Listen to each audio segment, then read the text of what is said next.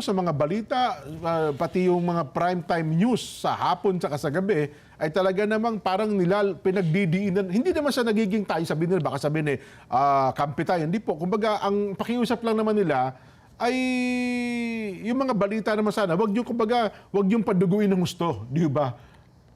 Parang ganun nga yung ginugusto naman itong mga mainstream media kasi yan eh. Ang daming gustong makiusap na mag-back channel tayo.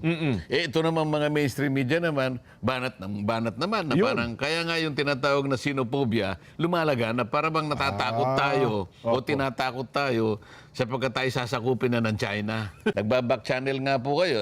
Yun naman pong mga dyaryo po ninyo. Araw-araw kami na lang po yung pinatututsadahan. Pwede po ba ceasefire muna tayo? Hindi ba? Opo. Kasi kung basahin mo yung dyaryo ngayon, meron namang positibo.